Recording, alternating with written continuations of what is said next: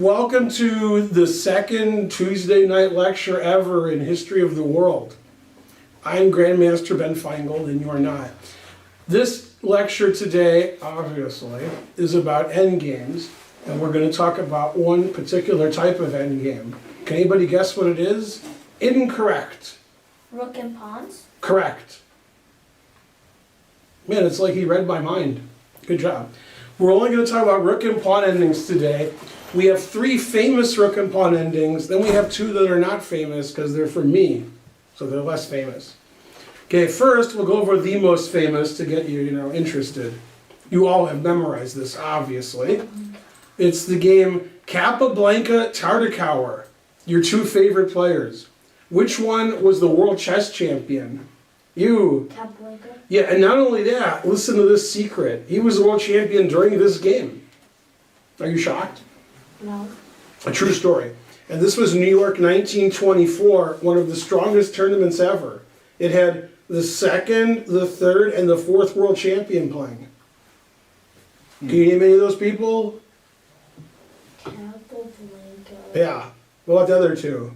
Amanda Lasker. Lasker, who won the tournament, and the next world champion, the guy who beat Capablanca. Aaron Nemzovich. Nah, he was that world champion.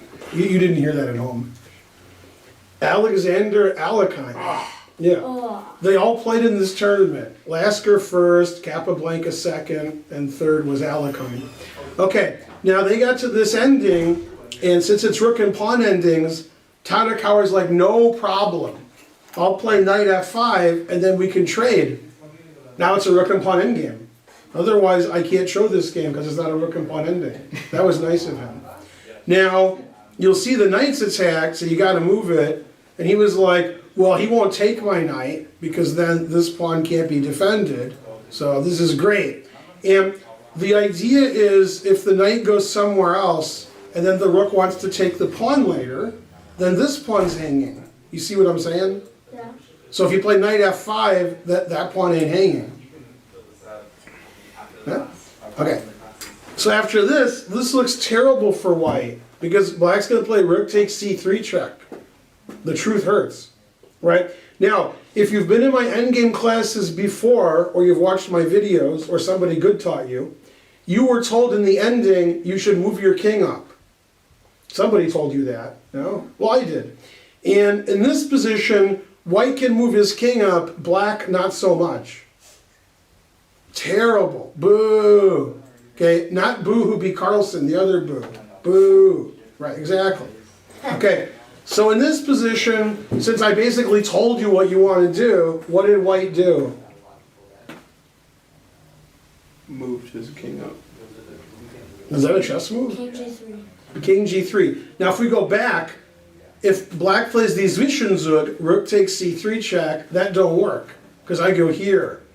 Man, now I'm looking good, right? I mean, I looked good before, but now I look great. See the beard? Right. Okay, so he took King g3 exclam, and now after it takes King h4, it looks like white's moving up in the world, but alas, rook f3. Man, the truth hurts. White's losing all of his pawns, so white resigned. No, not really. White moved his king up again, although he didn't go to h5, he went to g5. That's why he's world champion and you're not. G6. G6. Takes King G5. Man, now white's looking good. Black might be up 400 pawns, but white's going to queen and mate black, right? Yeah, and actually, this is a very important thing for you to learn in your own endgames. Obviously, you're not going to have this exact same position. Well, maybe you will, okay? But you're not expecting to have this exact same position. What you can do, though, is when you move your king up the board, like white is doing, rawr, okay? And the guy's going to go check, check, check, check, check, check. It's nice when your opponent's pawn is here, stopping him from checking you. That's very nice. In fact, if this pawn wasn't here, I think that this would be a draw. But the fact that black has a pawn makes it worse for himself, because white's king has shelter, as recommended by the Rolling Stones. That's how they wrote this song, because they saw this game. Right, Archer? Yeah. Yeah, they were like, give me shelter, and then I'm gonna checkmate. I think that's how the song goes. Don't sue me, Rolling Stones. And also, how are you guys still alive? Are you kidding me?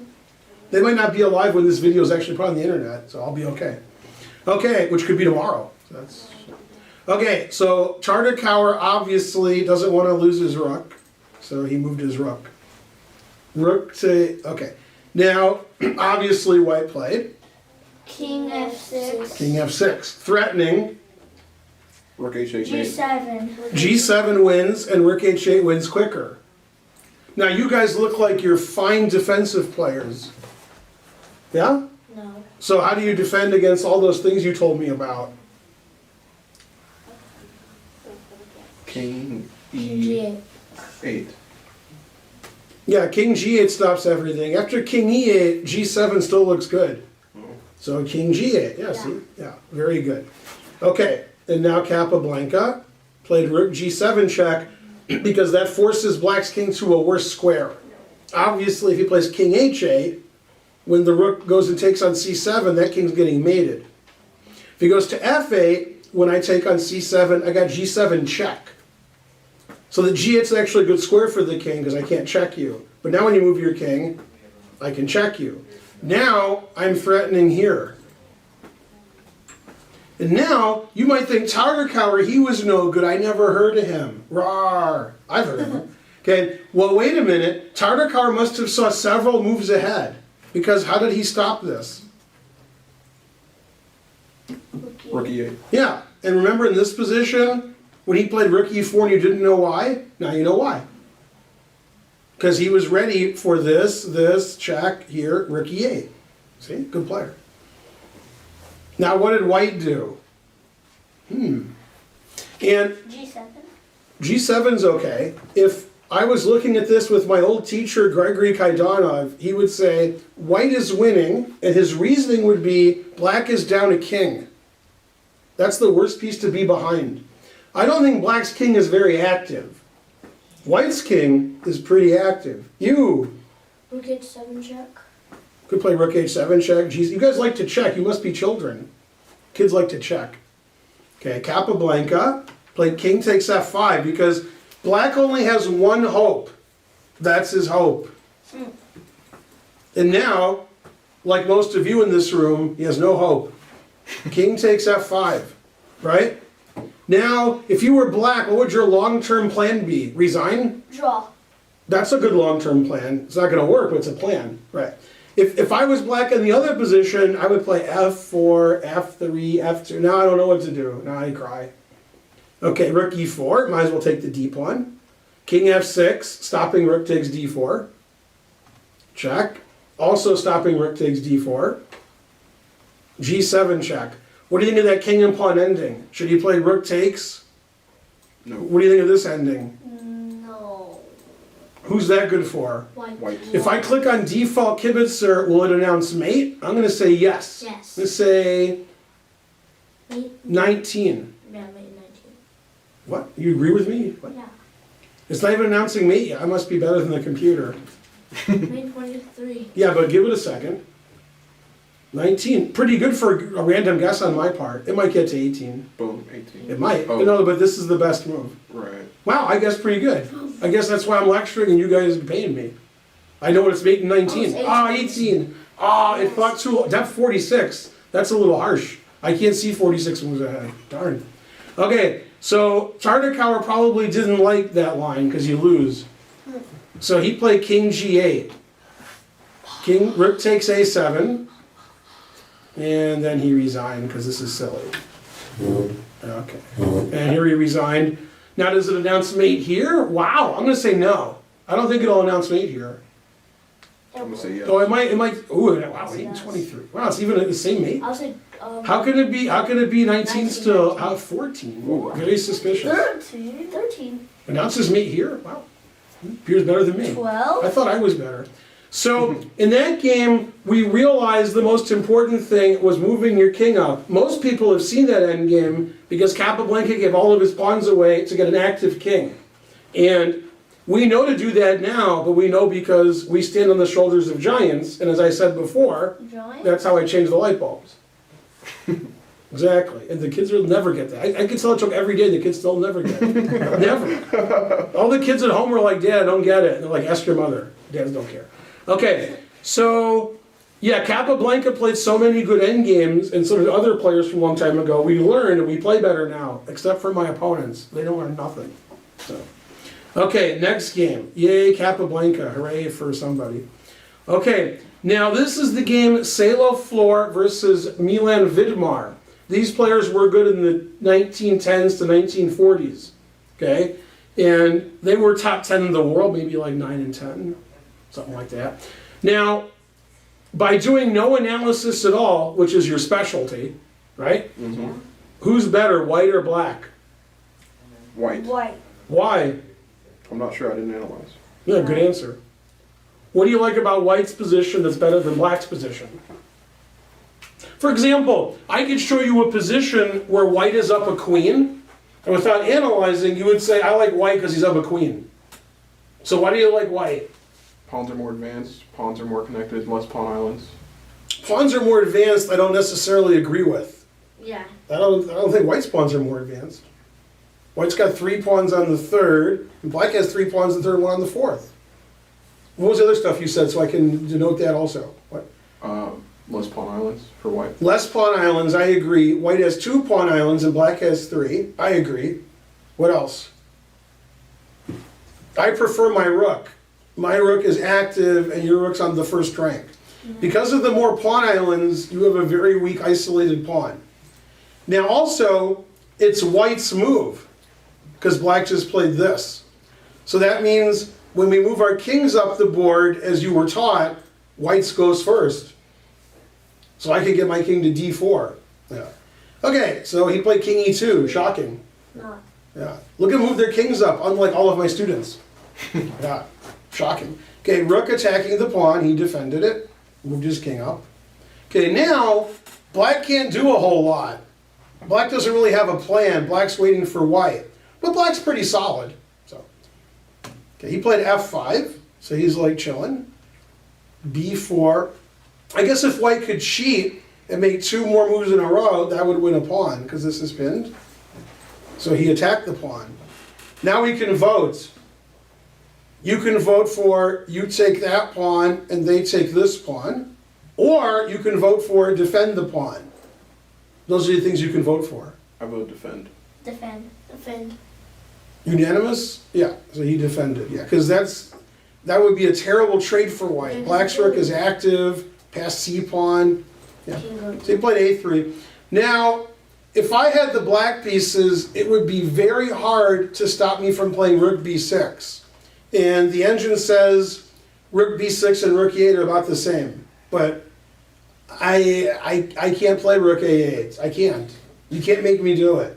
I'll leave. I'll go home. But he played rook a8. So I would play rook b6. Computer doesn't like rook b6 because the rook still can't move. And here the rook can move. So actually, after rook b6, you get in zugzwang quicker because you can't move. Here you don't get in zugzwang because you can move your rook back and forth. So maybe I'm wrong. Yeah. Maybe that's why he's famous and I'm some guy sitting at a table which I cleaned myself. Didn't do a good job either. Yeah. Okay, so e4 finally doing something, giving black another isolated pawn. Who would have thunk it? So they trade everything. Now black has 2 isolated pawns. Now, this is called opening up a second front. I'm sure you kids do that a lot. You probe for weaknesses on one side, then you go to the other side. I do that. No lying in my class. I know. Okay, so one of the games I did that, because I don't do it very often, because usually I'm down 5 pieces by now, was against Sam Shanklin in the US Championship circa 2007. I'm within a year. It was either 6, 7, or 8, so I'll say 2007. It was in Tulsa. I had a queen for a rook and a piece, and I moved my king to the queen side, then the king side, then the queen side, then the king side, and then I won. Okay? So that's what white's going to do. White's like, I'm going to attack this pawn, and while you're defending it, I'm going to go attack those pawns. Okay? And I'm going to attack all 4 pawns, because you have more pawn islands than I do. Also, my king's on the 4th rank, and your king's on the 3rd rank. And then black was like, thanks for that chess lesson, but no talking during the game. Okay. So rook a7, now the rook defends everything. King f4, h6, preventing the infiltration, h4, and h5. And now, well, obviously if you take, you can't save your pawn, because your rook is saving this pawn. So he played g5, and now we have another infiltration square, king f5, which black is preventing. And black can't really do very much, so he didn't do very much, right? He's moving his rook back and forth. Maybe my rook b6 was silly because I don't have any moves then. Okay, king d4, what does white want to play? King c5. And black's like, no. And he's like, wait, how about f5? And he's like, no. And he's like, okay, how about I check you? Now, whichever way you go, I'll go the other way. And black's like, no, you won't. You're crazy. And he's like, okay, I'll go here. So now, he cut the king off. It didn't matter where black went, white was going to go one way or the other, and black's king can't cross.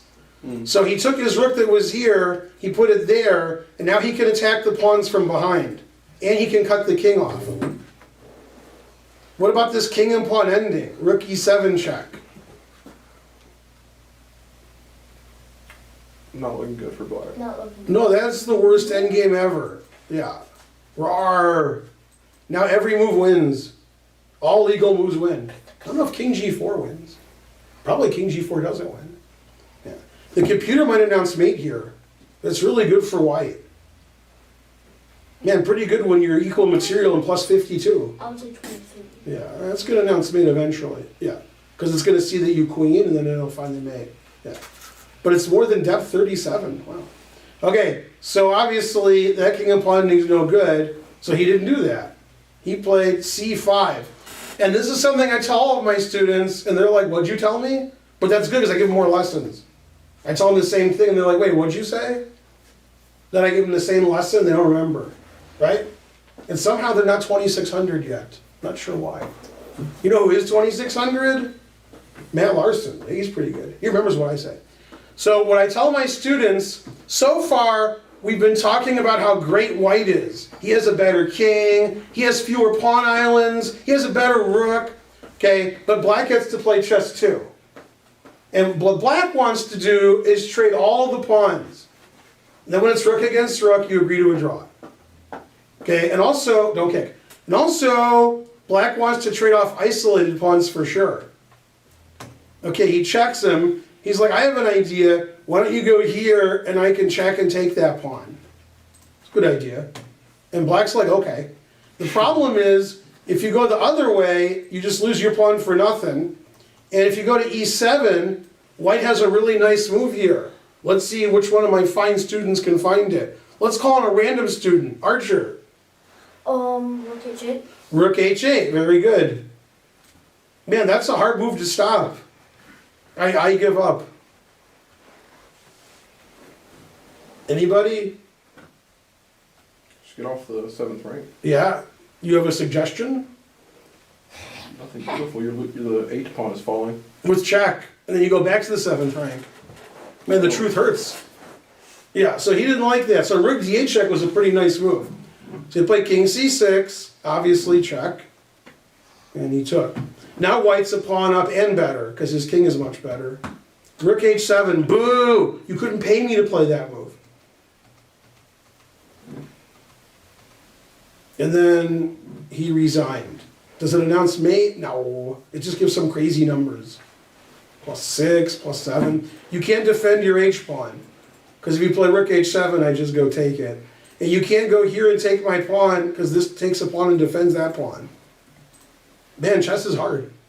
So that was a very famous endgame, because it was sort of boring, equal material, and white won easily. And by the way, you may have wondered, Grandmaster Finegold, that's the correct way to address me. How come all the games you're showing aren't from the 17 and 1800s? Because in the 17, 1800s, they sacked all their pieces. They didn't get endgames. You either got mated or you didn't.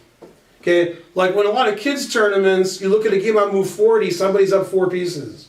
Those games aren't very interesting. But grandmasters in the 1900s and 2000s, They said, oh, I have a space advantage, you have a weak pawn, I can win. They didn't do that 150, 200 years ago. They just mated you. If they didn't mate you, you wrote 4 pieces. Okay? Then people said, wait a minute, you can win at chess by getting little advantages.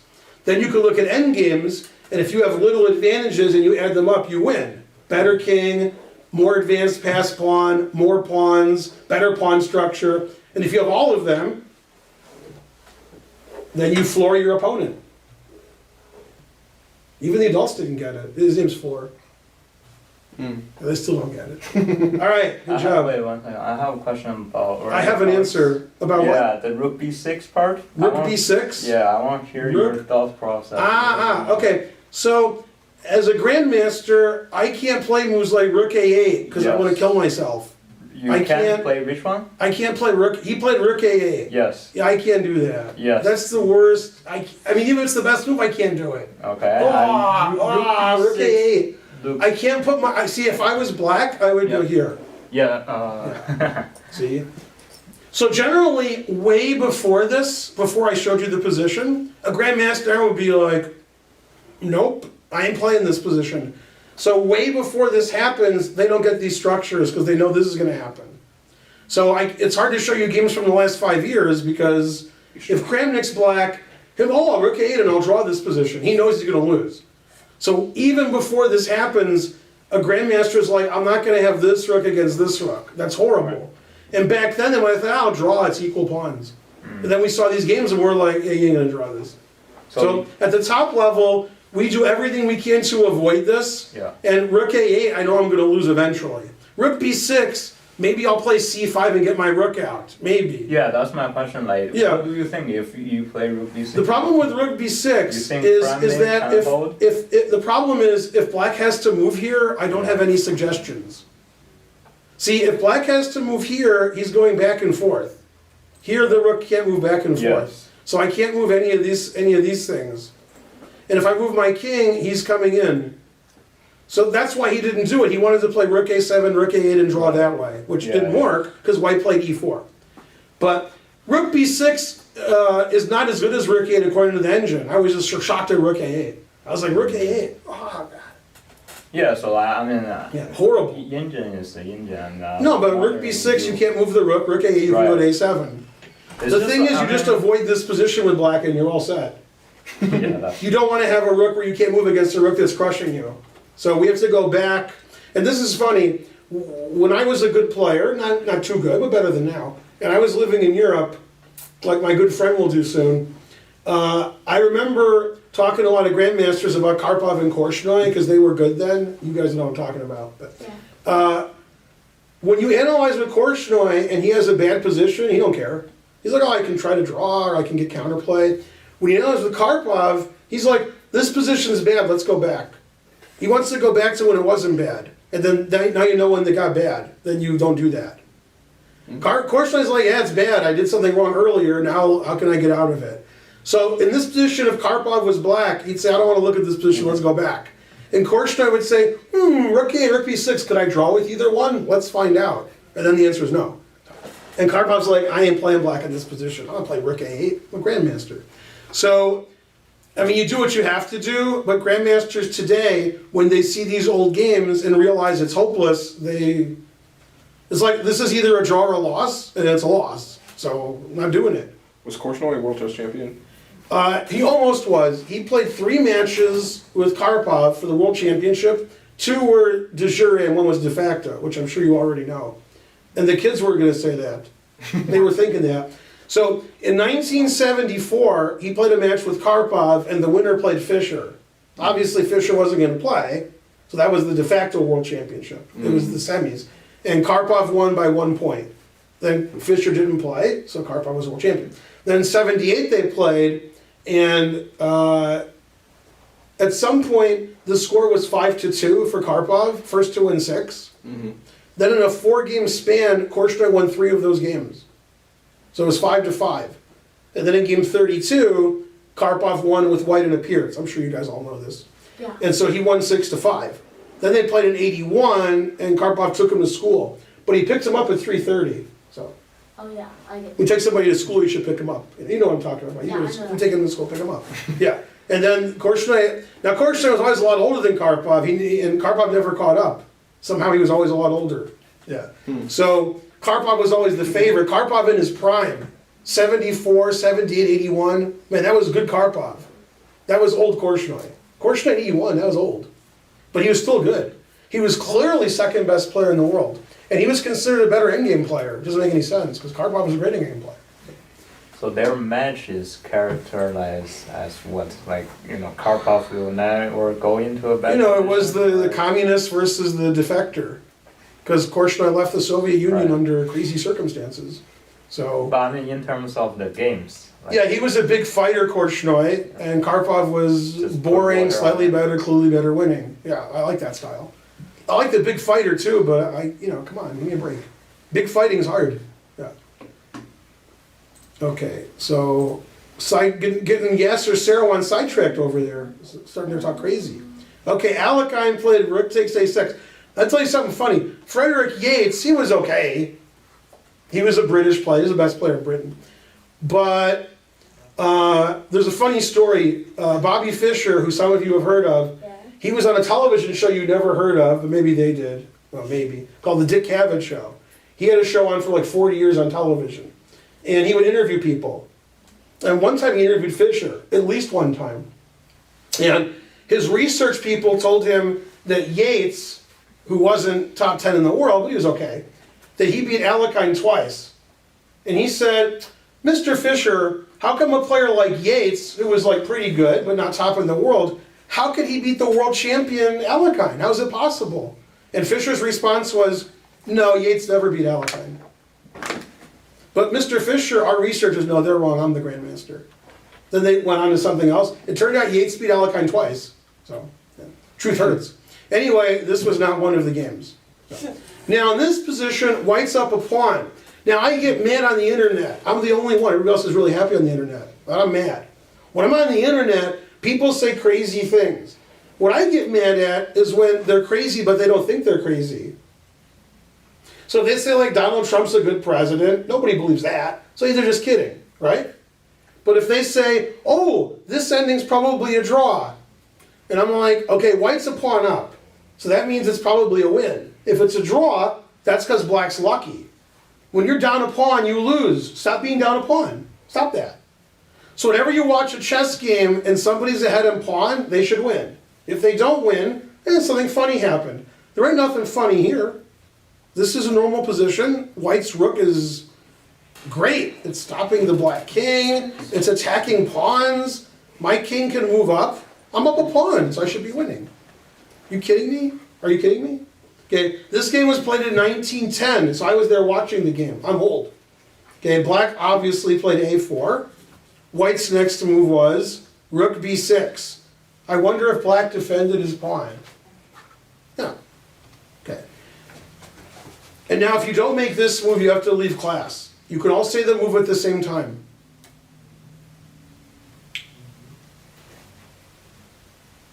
King c2. Yeah. Yeah, otherwise you gotta leave. You have to move your king up in the end game. You have to. Because you need a king. In the opening, don't move your king up, unless you're playing me. But in the ending, if you leave your king on the back row the whole game, then you lose. If you move it up, then you win. Now, white can move his king up, but not black.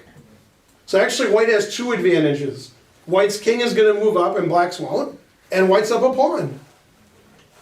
So to say, I think this is a draw, that makes me mad. It might be a draw, but it shouldn't be. White's up a pawn, white's king is going to be better. That's two advantages, right, Archer? Yeah. All right, have a seat. Okay, he checked him, and he moved his king up. He played king d7, and he played a3. I like a3 a lot. Now, a3 is something that's too hard for the class. It's called fixing your opponent's pawn. It does something else which is really complicated. Imagine later in the game, black's rook is dominating the 7th rank because he cheated or something, I don't know. You blundered.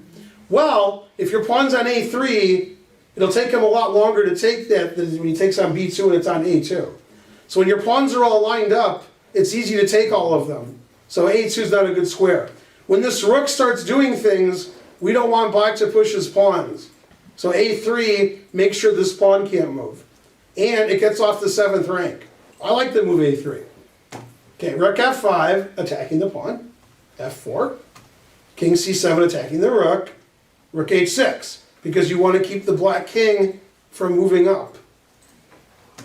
Rook check. Okay, now the computer says of the 4 legal moves, are there 4? Yeah. That one of them is clearly the best of the 4 moves.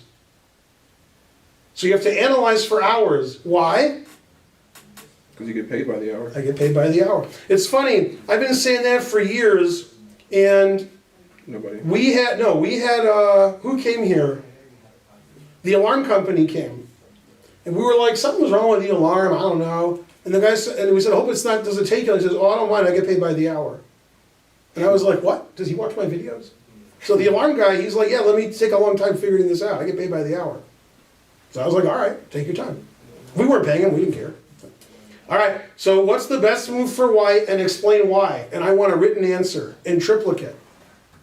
King E4. What kind of explanation was that? Well, I answered first. So why are you playing King E4? King E4, the king's in the center, the king's attacking the rook. Mm-hmm. What's the obvious move black will play? Rook D2. Rook D2, yeah. And now you're gonna lose your B pawn, and it's tricky. Might be good for white, but it's tricky. Don't let your opponent do anything. That's a very important rule. That's hard. Yeah.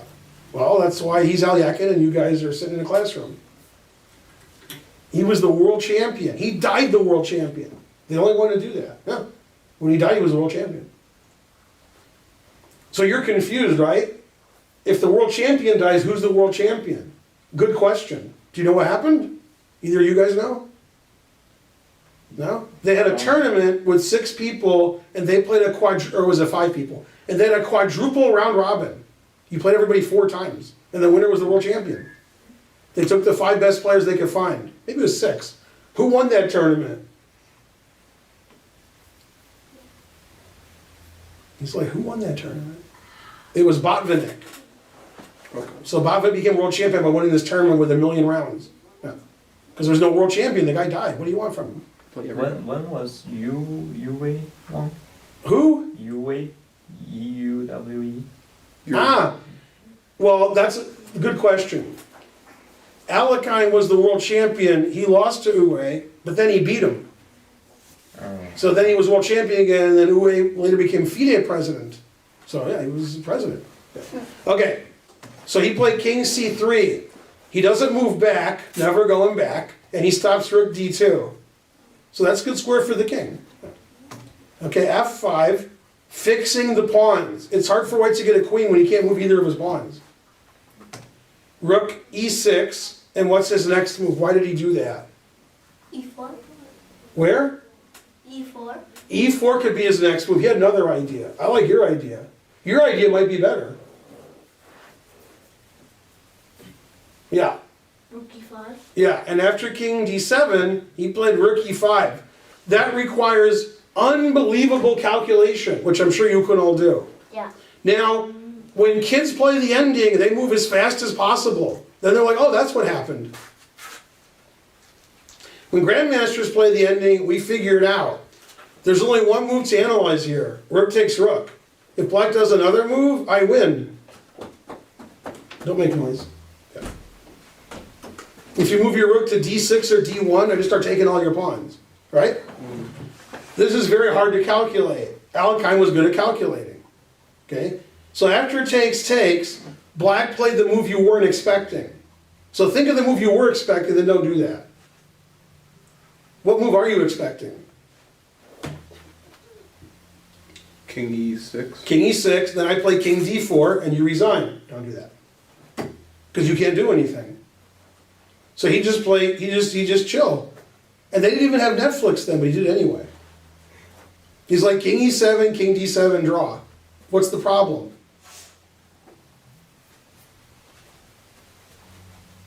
Okay, so Alakhine played King D3. He's like, wait, play King E6, it's a good idea. Then he plays King D4 and he wins. And black's like, no, I'm not doing that. Well, if he can't play king d4, what's the other way to win, which you pointed out? He didn't do it, but you pointed it out. e4, yeah.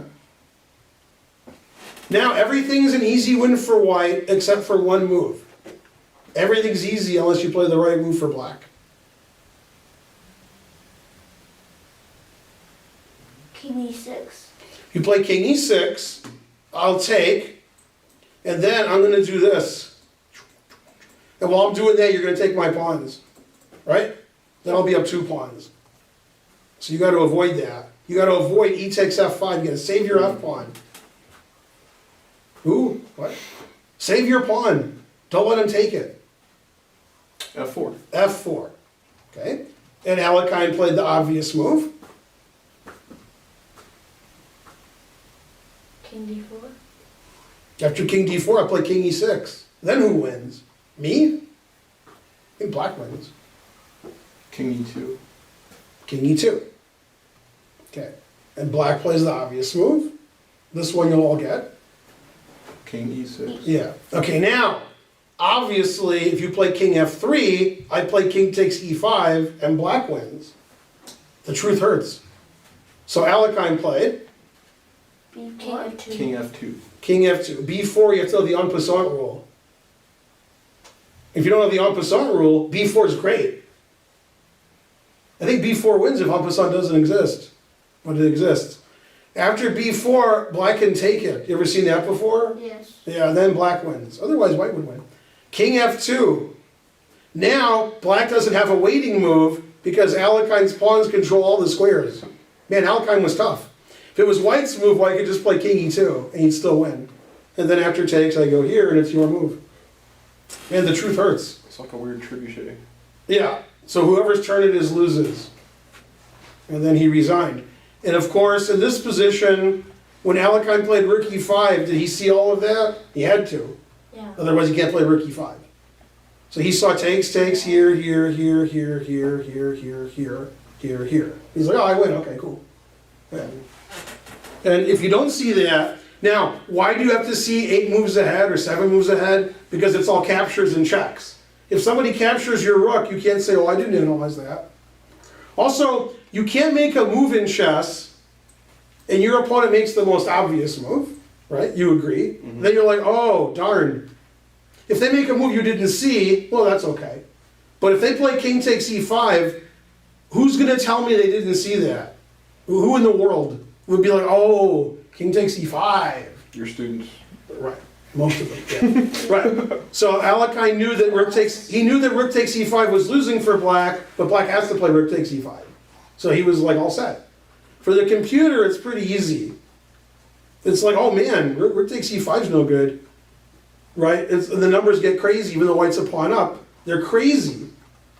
Okay, and it plays just like he did. It plays e4, and then it plays king e2, and then it plays king f2, the only winning move.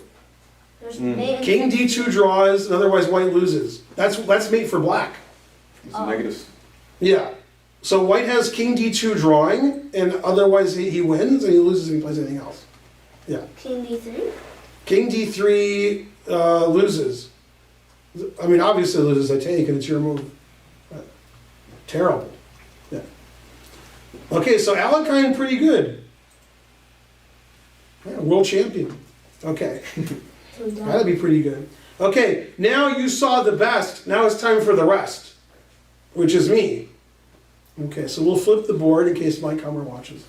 So this is actually very funny. This is against Eric Hansen. This game was so long ago that I was higher rated than him by over 100 points. Now vice versa. Okay, but you know, that's the truth hurts. And the joke that I always tell, except it's not a joke. It's not a joke. It's true. Nobody will believe me. Nobody. Nobody's ever believed this. When I first met Luke Van Whaley, I was taller than him. That's how long ago, it was a long time ago. Luke Van Whaley is like 6'5". So it's hard to believe that I was taller than him. But I was. He was like 12. I was taller than him. I wasn't much taller than him. And then the next year I wasn't. Yeah, he's like 8 inches taller than me. But when I met him, I was taller. So Eric Hansen was lower rated than me, and now he's not. So I have a funny story about Eric Hansen. My good friend Will Ree, who came here for the grand opening, from Michigan, he flew down. He's an expert, A player. He's an expert now. He met Eric Hansen in St. Louis at the Singfield Cup. And he's like, Eric Hansen, I think I played your brother a few years ago at the National Open. And he said, no, that was me. But he didn't think it was Eric Hansen because he was a 2000 player. And he's like, no, that was me. I was 2000. So he's like, oh, I played you. Yeah. So he knew Eric Hansen when he was the same rating as Eric Hansen. Now, he's 600 points less. I knew Eric Hansen when I was 100 points higher, and now I'm 100 points lower.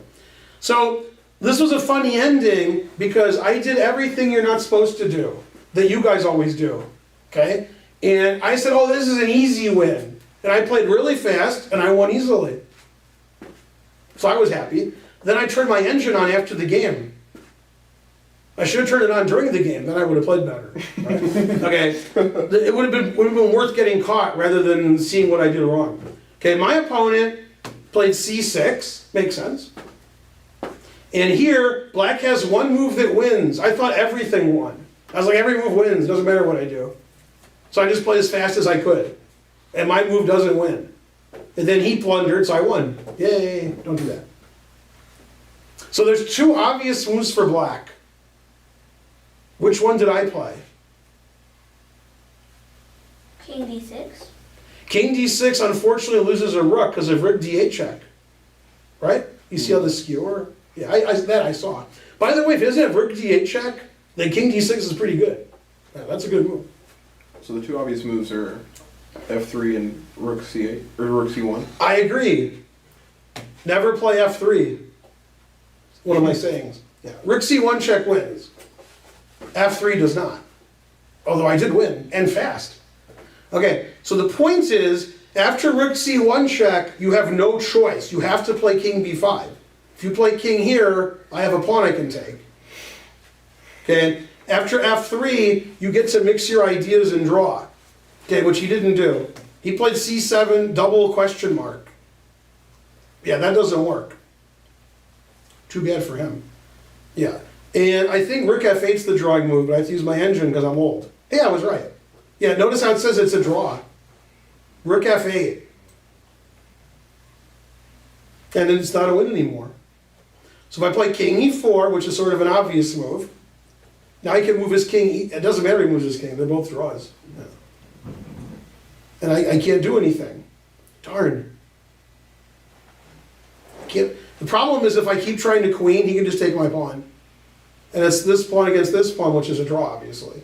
I need another pawn so I can win. Yeah. Okay. So in the game, Rook C1 check is a win because he has to play King B5. Now the computer doesn't play King. Well, actually it does. I mean, King here, Rook takes pawn is 2 pawns against 0. So he has to go here. And now I play F3. And the difference is, if you play Rook F8, now King D5 is the only winning move. Now let's go back. If you're like, well, wait a minute, Ben, just do that anyway. After here, play your rook here and then play King B5. That's what the computer said. Problem is, he doesn't have to play King B5 now. He can go here. And obviously, this is a draw. 1 pawn against 0. So I have to play Rook C1 check first, but I didn't. Now, if he plays Rook F8, it's a draw, but he didn't. So we play good. We blunder every move. He played C7. Now everything wins. I played one of the everythings, F2. Now I'm going to queen with check.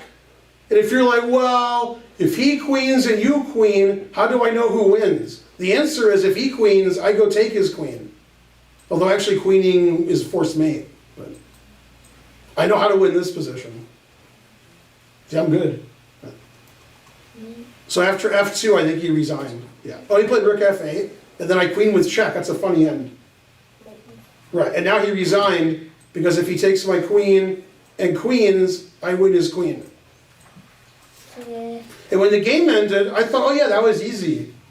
And then the computer said, Rook F8, draw. And I was like, Rook F8's a draw? What? Yeah, and the reason it's a draw is if I check him, he has King D3. And if I had checked him in the first position, he doesn't have King D3. And this is actually a very funny win, this move King D5. Now if he takes my pawn, I check, and this is an easy win for black because my opponent has no king. His king's cut off, right? Yeah, and then I get this guy going. I think these guys had too much to drink. And then after that game, I got worse and he got better. Man, chess is tough. Did he play too fast there, or? Yeah, we both played too fast. He might have been in time trouble, but I wasn't. I had plenty of time. Okay, so this is a funny game because if you turn on the engine, it says you're all talking a badge. It thinks I'm one of the untouchables. See how it's 5 against 5? I'm serious. Mm-hmm. Okay, and it's white's move, and the computer says equal. Nobody's better. And the reason is, if I play some obvious move with my king, attacking, defending and attacking, he plays rook here. Rawr. So the computer says this is a draw. Well, I won pretty easily because I like boring drawn endgames, then I win them. If I'm winning, then I mess them up. So I didn't want to play these moves because he'll play rook to b2. So how did I save my pawn? E4. E4. Okay, now, as you remember, because I said it about 5 minutes ago, when you're worse in an ending, although he's not worse, if you trade all the pawns off, you won't lose. Are you going to lose rook versus rook? Well, maybe you two. Okay, so in that ilk, to trade all the pawns off, what's the best move for black? E6. E6 doesn't trade all the pawns off because I could play D6. Oh, snap. Otherwise, you're right. F5. F5. And the computer says equal. And his king's walking in, you trade all the pawns, draw. Okay. He played H5. Boo! What's that got to do with anything? H4. Now he should still play F5, but he checked. Now the reason I played H4 is actually very similar to why Alakhine played A3 in the last game, the one before the Hansen game. If his rook goes to the 7th rank, he's going to take all my pawns. Not if they're not there. Yeah, H4. Okay, so he checked me. He's like, please let my rook go to the 7th rank. And I was like, okay, I'm a nice guy. He was like, wait a minute. If my rook goes to the 7th rank, he'll just move his pawn, and his rook defends his other pawn, and this pawn's hanging. So he changed his mind. Boo! I mean, yay, because I was playing him. E5. Now, black's king isn't very good. Yeah, and he wasted time with his rook. F6, why is that wrong? Never play F6. It's one of my rules. Okay, now I have a question because I forgot. I'm old, I'm confused. Do I want to trade pawns or does he want to trade pawns? He wants to trade pawns. I wonder how I can avoid trading pawns. E6. E6. Bam! Also, I like queening, so I get closer to queening. Yeah. Now, his king isn't very good, is it? Boo! Wow. And if he plays F5, so his king is good, I'm first. No king for you. G5, counterplay. King C4, getting his rook off of his pawn. Checks me, but I saw that. Okay, now which pawn do I want to win? What's the best pawn for me to win? E7. Yeah, E7. Man, then I have 2 passed pawns in the center. Hey, I played rook A7, amazing. Now, if you try to defend your pawn, I can check and play rook E8. So that's my pawn. It's a good thing I played E6, I'm closer to queening, right? Mm-hmm. Yeah. So he took, I took, he checked me, like that's gonna do anything. Yay, hooray for me. Yep, now I'm ready to queen. I like queening. Yes. And now the director gave me 2 points because he's super resigned. You should see the look on his face, it's funny. That's how lost he is. Pretty lost. Right? Forced mate. When that endgame started, the computer said equal. It said this is all zeros. I can prove it. See? Draw. Okay, then just a few moves later, computer says I'm winning. Why? In the endgame, when you want to win, 3 things you have to do. I did all 3 of them. He did 1 of them. 3 is more than 1. 6 is Yeah. So, yeah, 6 is more than 1. That's that stupid commercial? I know. Yeah, right. I'm always like, what? Did I write that commercial? I should sue them, or vice versa. Yeah.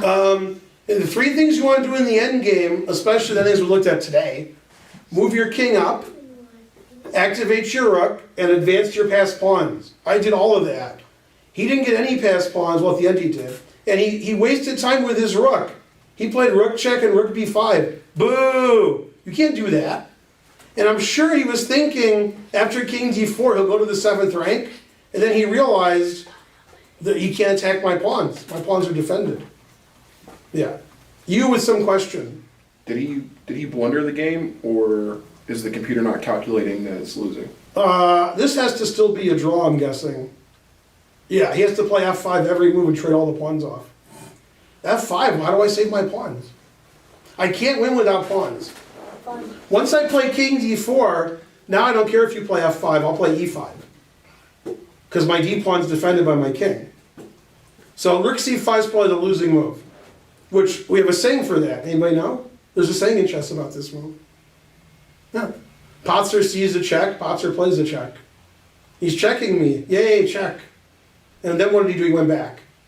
Then after e5, he's losing. So he has to play f5 here, and I think he's still good. What do I do now? How do I queen my pawns if he takes them? E5. But then he takes them. Right, so f5, he's still gonna draw. Yeah, computer says so. So you get two chances to play f5 here and here. And then once he doesn't play f5, now I can play e5, now I'm good. Now he played f6, which is the same thing as f5, except I can still push my pawn. I play this and I get a good pawn there. And I'm just winning. But basically, my advantage is I have an extra pawn in the center. I have 2 pawns to 1. So if you trade off a side pawn for a center pawn, then I have no advantage. And the more pawns you trade off, the more it's a draw. Right, Archer? Yeah. For example, if he gave away these 3 pawns, that's 3, right? And I give away 2 pawns. That sounds good for me. I lost 2 pawns to 3. Then we just get a draw in position, 3 against 2. So the more pawns that are on the board, the more likely I'm going to win. Why am I better? Look at my king, look at his king. I have a king. He never had a king. He never did nothing with his king. My king was moving every move. My king was active. His king moved because it was legal. He's like, gotta move my king.